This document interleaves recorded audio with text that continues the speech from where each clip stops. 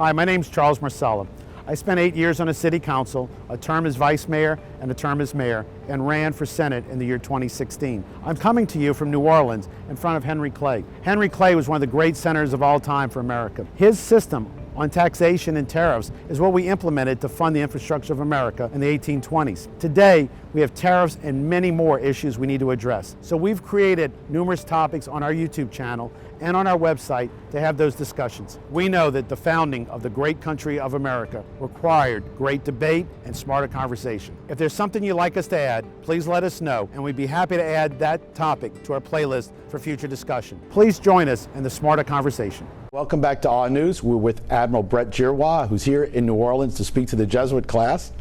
Brett, tell us, after you left Jesuit, what are some of the highlights of your career before you get involved with the COVID situation? You know, I guess, as they say, I couldn't keep a single job, so I did quite a few things. So I was, like many of us, the first person in our family to go to college, and I had the opportunity to go to Harvard. Unusual. They wanted me to go debate there. I didn't want to fill out an application, but I did when I was at a tournament, and it turns out that you know, I filled out the application, I went to an interview here, I got in, and I went. So it was a great opportunity, but got involved in lab science there, and then went to UT Southwestern Medical School in Dallas, which is a great place. You know, Charity Hospital, New Orleans, and Parkland Hospital, Dallas, or you know, have been two of the world-renowned sort of safety net hospitals. So it's a wonderful place to train. So I trained as a pediatric ICU doctor and trauma doctor with a specialty in infectious diseases, right? Back to Father Horseman and the debate topics, and really was on the academic faculty there in Dallas as a specialist doing research in infectious diseases for about 10 years. But something really happened about midway through that, and we were working on an infectious kind of meningitis, the kind that you can get in college, and there were big outbreaks then among college students and the very young. And we were sort of at the forefront of a lot of the work, and there was a front line on us, actually, done by PBS way back then. And I got a call like 2 days after the front line from the Defense Department of the United States. It's like, what are they calling me for, right? I'm a pediatrician here in Dallas, but they said they were really worried about biological warfare from countries like China and Russia and North Korea, Iran, and they were also worried about pandemics and what I consider coming to help the military out in an advisor role to this organization called DARPA, which is the Defense Advanced Research Projects Agency. Very few people know about them, but they were started right after Sputnik. Only 100 people, big budget, but they brought you the internet, stealth technology, GPS, just about every semiconductor in your cell phones. I mean, they really are the innovation engine of the world. So I said, of course, you know, I always wanted to do something in the military, but didn't go in the military. So I said, you know, I'm not out there, you know, fighting and dying in Iraq and Afghanistan. The least I could do is do that.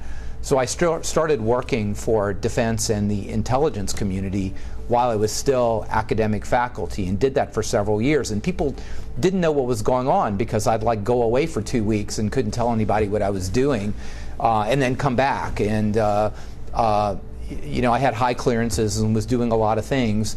And then at the end of 2003, the Defense Department, Secretary of Defense, and people high in that command said, "You've been great as advisor. We need you to come. We need you to come to Washington." It's like October. They said, "We want you there, and we want you there no later than January 1st." It's like my whole life is in Dallas. You know, I'm a tenured academic faculty. Got two small children. Let me scratch my head about this. And you can only be there for 4 to 5 years because that's the way it works at DARPA, because they don't want you to become a bureaucrat. You come in, you risk everything for big innovations, and you know, again, it came down to you know, God has a plan, and a lot of things sort of adding up. You know, my interest in the military and really support for them combined with the science. So we said, okay. So we ripped up our life, went to Washington, D.C., and spent 4.5 years. I was the first physician to direct the science office at DARPA, which was fantastic. Then I got really involved in pandemic planning and a lot of strategy, and some of the vaccines that were actually vaccines and testing that were actually used in COVID. We were working on at DARPA way back in 2004, 2005, 2008. I came back to academia for a while at Texas A&M, working on vaccine development as well, how to make vaccines much more quickly during a potential pandemic. Led the Texas response to Ebola when it was there in Texas. So, a lot of things kind of fit together. So, I'm expediting a lot of the history there, but to sort of give you the background. So when I'm not a very political person, but I'm a registered Republican, right? So when Trump was elected, I said, well, maybe I might go back to DC. We'll see how it goes. So I got a call from their transition team because I did really well in the Defense Department, and we made a lot of innovations, everything from small unattended air vehicles, UAVs, that you could fit in the backpack, some of the early ones, to the first truly brain-controlled bionic arm. We did all that when I was at DARPA, and a lot of vaccine technology. So I got called to maybe go back into DOD or to intelligence, because I had did a lot of work on the intel side.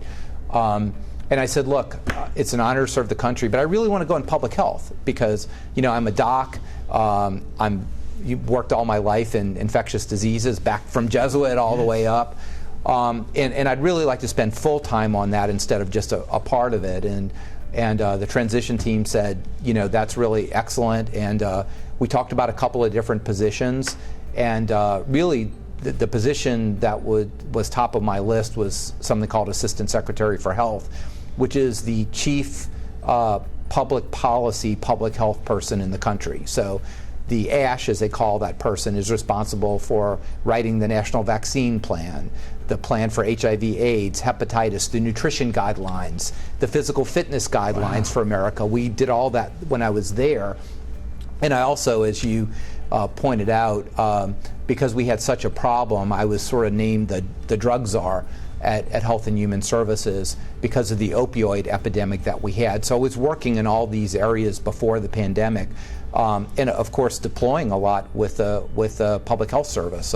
I did 4 deployments to the southern border of Texas when the unaccompanied children were having measles outbreaks and flu outbreaks. We had to take care of that. So even before COVID hit, it was quite an exciting time, and I even spent some time as acting FDA commissioner at the end of 2019, and then when COVID hit, sort of everything changed. Now, you have the rank of Admiral. Yes. But you're not like we think a typical Admiral becomes head of a Navy ship. So Right. explain to us what that means, Admiral. Yeah, so the United States Public Health Service was started in 1798 and has been in uniform since 1889. It is a branch of the military, but it is an unarmed branch. It's about 6,500, all officers, doctors, nurses, therapists, environmental health officers, scientists, public health specialists, dentists, even a few veterinarians, because as you know, when you have a disaster, you have issues with pets and animals. So we are the deployable force for any public health emergency. Usually they're hurricanes or fires or even Ebola outbreaks in Africa, tsunamis around the world. So everybody's heard of the Surgeon General. Yes. The Surgeon General is a vice admiral, a 3-star admiral in the Public Health Service. So that is the Public Health Service and is usually the face.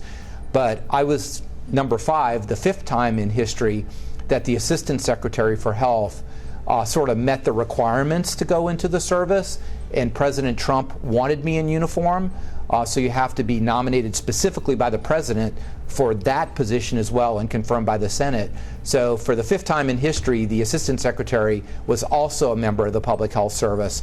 And as the Surgeon General Supervisor, I pin on an extra star. So I am an admiral in the Public Health Service. The Surgeon General is a vice admiral, and that's the way the structure is. And I was incredibly honored, and it went right back to Jesuit. Always wanted to be, always loved the military, served for 14 years as a civilian around the military, either at DARPA or in an advisory role. So I thought I was ready for the job, and I really wanted to devote a lot of work to the public health service, because I know what they did, like here in Katrina or in Hurricane Ike, as really rescuing and saving thousands of lives after disasters.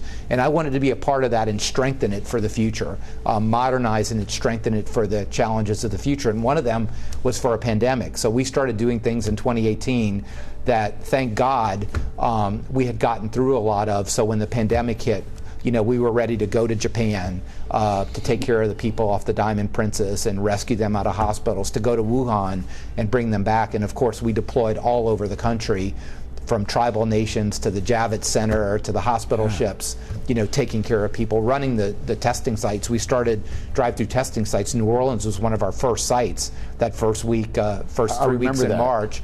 And my public health service officers were here. They were running those sites all over the country. So that's how the Admiral title comes New in. Orleans, actually, we think Mardi Gras was a problem of 2020. that might have been because we were having some huge numbers here. So I remember when you were there on TV saying we're going to have a site in New Orleans. New Orleans was kind of leading the nation for a while there in COVID cases. Yeah, we were here. It was a very concerning site because of, it's a major site of tourism, right? So people come here, and there's, Mardi Gras, you're pretty close to each other, even though it doesn't spread very much outside. There's a lot of bars and a lot of things going on. So we were very concerned about New Orleans. So I got named, testing. I was named number 2 in command of the response in early March, and March 3rd, and then I got control of testing of all the agencies in mid-March. And the first thing we did, starting March 13th, in that press conference in the Rose Garden with the president and the vice president and the CEOs of Walmart and CVS, is, I had a week to establish a national system of drive-through testing sites, and we did 41 sites within 7 days, and I think 2 or 3 of them were here in New Orleans, because it was a spot of really high concern, one of the hot spots around the country, and that's why we focused here. Had nothing to do about being a homer, about loving New Orleans, but I knew there was going to be some hard times. And let me tell you, not being political here, but the public health people and the government people in Louisiana did a really good job. Governor John Bel Edwards talked to me probably every other day for 5 months, and I came down here on Air Force 2 with the vice president to visit later in the pandemic, and work there. Public health officials in New Orleans. We had a really good relationship. And again, I'm not being political. I'm not making a statement here, but a lot of other states were like, we're not going to tell you everything that's going on. We're going to try to finesse you and get something that's like, I need to know what the status of all the hospitals are in Louisiana. It's like within 3 hours, I had a spreadsheet with every hospital, every single hospital by region, how many people were there, how many ventilators they had, and it made it a lot easier for me to allocate resources. Yes. Because I knew no one was playing me. They gave me the data, they needed it, they got it, right? It wasn't playing these games like I need 40,000 ventilators tomorrow. No, you don't, because you don't, but I don't know how many you really need. So why don't you tell me you need 1,000? I could send them, but I can't send 40,000. But Louisiana was straight up, and from the moment one throughout the whole pandemic, I enjoyed working with everybody here. So when that happens, I mean, you've got this great history in the nation, actually. I don't think most people realize this pandemic, as you've talked about, since 2003, you're involved with planning for pandemics. Absolutely.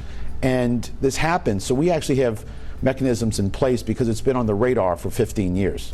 Oh, yeah, we've been worried about pandemics for a long period of time, and the H1N1 in 2008, 2009 was kind of a lesson that really woke up the country, because if that flu pandemic had a typical mortality rate of a normal flu pandemic, we would have had 10 million people die here. We just got lucky. So that 2008, 2009 really spurred innovation in vaccines. So since 2008, 2009, the country's really been investing, and DARPA did a lot of this as well. It wasn't just the NIH, investing in new vaccine technology like the mRNA technology, investing in infrastructure with hundreds of thousands of square feet of manufacturing space. So if a pandemic hit, we can do it quickly. So all that paid off. So yeah, we've been preparing for an influenza, flu pandemic. We weren't preparing for this kind of pandemic. Right. But a lot of the things for flu translated directly, like new vaccine technology and manufacturing, which is one reason, combined with Operation Warp Speed, we were so successful in getting vaccines out in really world record time, unimaginable 10 years ago that you could have a vaccine within a year approved and in the arms of people. What do you think was the big key to that? Because we did do that warp speed. I mean, and it was unbelievable how fast that happened. And the other thing is we got the pandemic, but as we talk about, we also have people shutting down the schools. We have all these other issues going on that people aren't thinking about, hey, don't let the cure be worse than the disease. So you guys had to balance a lot. Yeah, we did, and people have to understand that the federal government is limited in what we can do. We communicated directly with governors. Every week, the task force sent a packet to each governor, county by county, with all their, or parish by parish here, with all their cases, what the trends are, and recommendations what to do by county level. We had calls, a governor's call every Monday or Tuesday. The vice president chaired that. I was in the room all the time from the sit room. So we gave a lot of advice, and we never advised closing schools because, particularly with the earlier strains, children, yes, some children had bad outcomes, but they were usually children who were disabled to begin with. So we never advised closing schools, but the federal government doesn't control that. We make recommendations.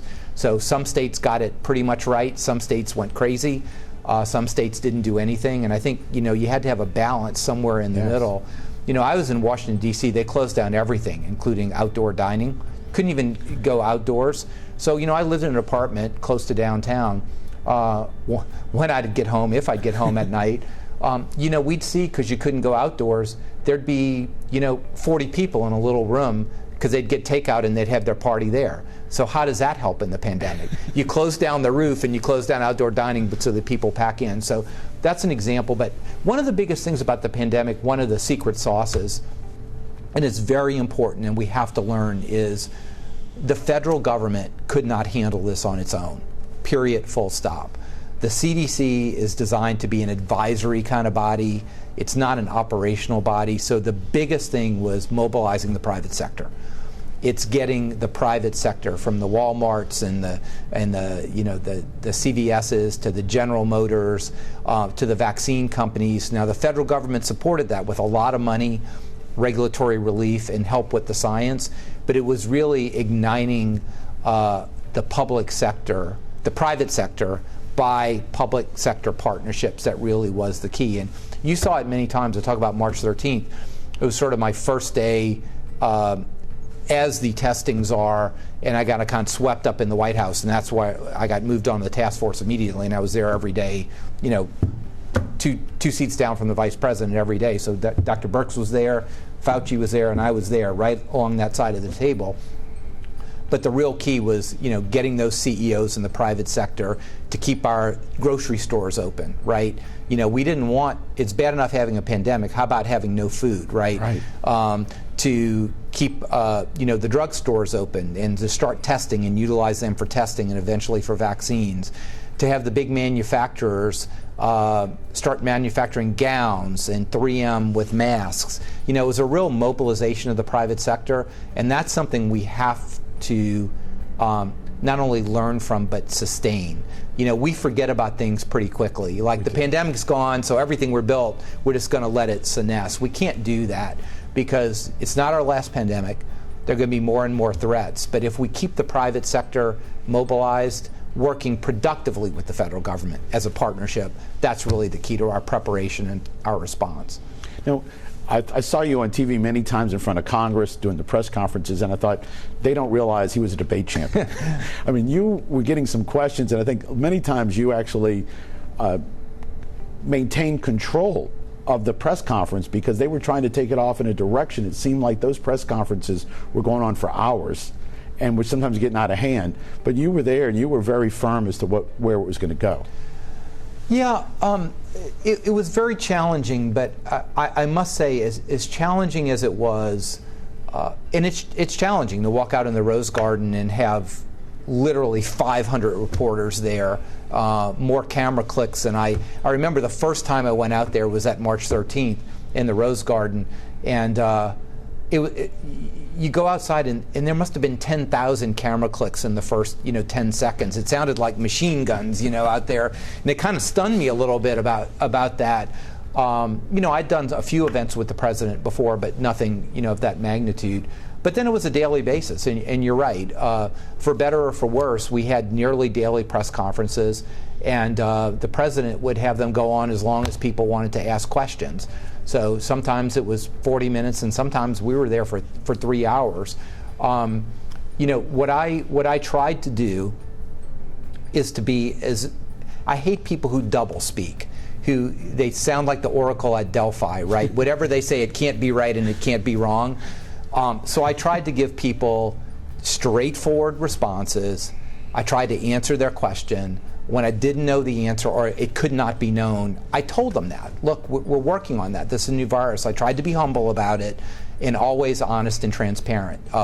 I didn't want to tell people what to do. I wanted to give them the information because I trust people and their families and their communities to make good decisions. So they were stressful, but not as stressful as some situations, right, as other situations. So the press conferences I thought were good because there were interactions. The Sunday morning shows get to be a problem, right, sometimes. The Sunday morning shows were a problem. And they were stressful, not in the questions, but a lot of times, and again, not being political, a lot of times they were just trying to draw that one wedge between somebody in the administration and the president. Yes.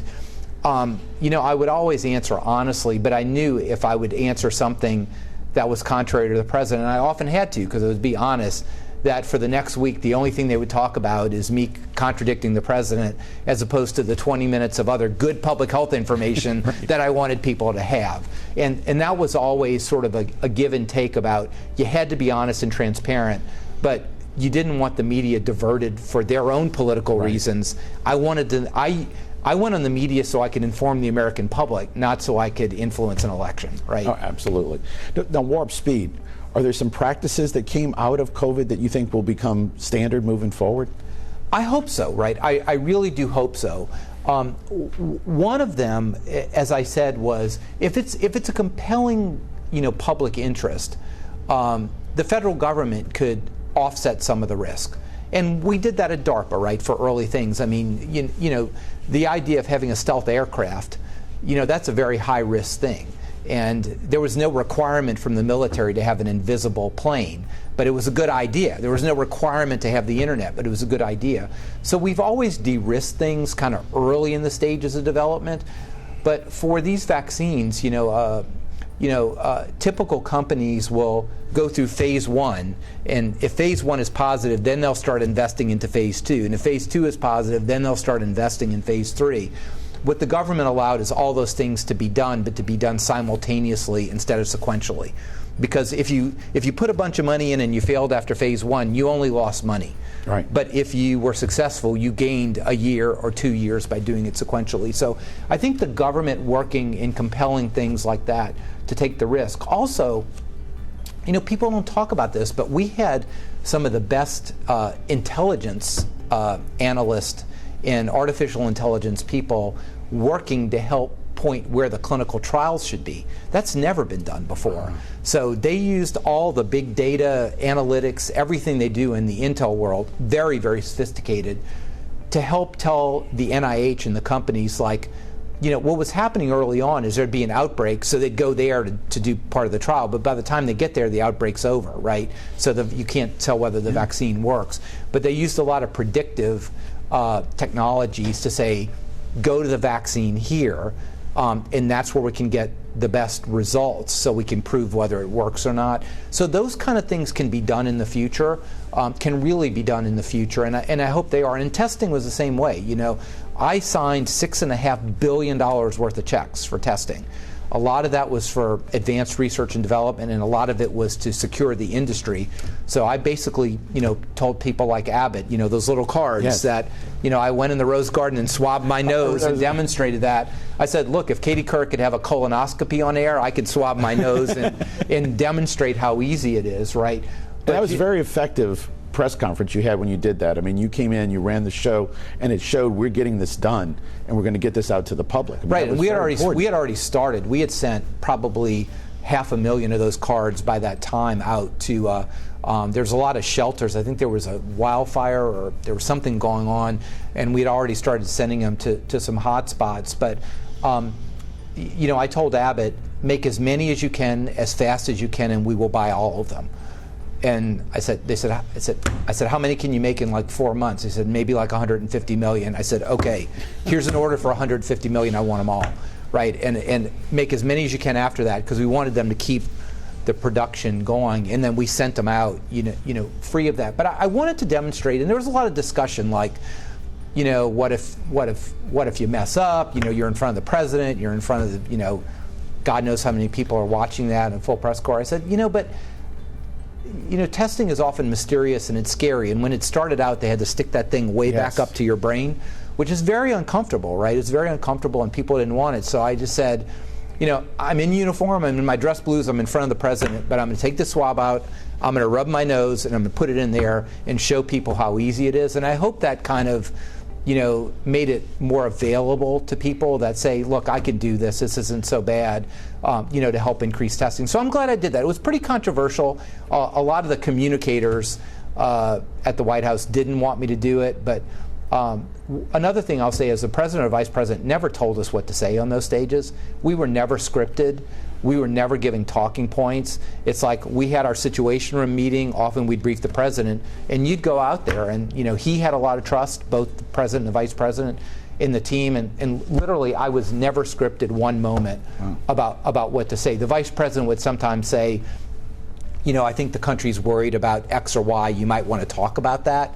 And that was important because he's getting feedback from the governors at all time. He was a governor, so the governors really, bonded with him. But we were never scripted. It was always go out and be honest with the American people and answer the questions. And that's what I did to the best of my ability. You did great. I mean, it was really. I think one time I remember you saying to somebody though, you're not asking the question correctly, or something to that effect. I mean, it was great to see you saying this is what we need to be focused on. Right, because they get focused on some of the minutia, and I wasn't trying to be disrespectful, but I was trying to say, that's not the issues. Okay, look at the forest for the trees. This is what you need to be asking about and focused on. And then after some of those early conferences, in the press room with the president, I started having a weekly phone conference. Open to all the press, and I'd have 80 or 100 really prominent press people, and I usually have them on a Monday or Tuesday. I do an hour, no more than an hour, but it was sort of behind, when you're with the president, it's election year, it always gets political. Right. This is where it was like, I'm going to inform you about what's going on and what you need to think about, right? These are the issues, and we'd have an hour of really good discussion and questions, and that became very, very helpful. And I think that's why I had a good relationship with the press, because I wasn't trying to play them. Yes, I was part of the Trump administration, but I wasn't obviously political. I'm not running for office. And those hour every week really gave them, and I was fully transparent, with everything, and I tried to help them understand what the real issues were. Because if they knew what the real issues were, then they could tell the American people what the real issues were. It's been great catching up with you, and I look forward to a great luncheon, and look forward to seeing you back in New Orleans many times. Fantastic. Great. Hi, welcome to the YouTube channel of Awe News, where we celebrate community heroes, people who are working to save the environment, endangered species, to help homeless youth, and take care of our veterans. And we also highlight social philanthropists like Mr. Waldenberg, who left his estate, which funded this 14-acre park and numerous educational programs for children. Please subscribe to our channel and look forward to our shows appearing on public broadcasting. Thank you.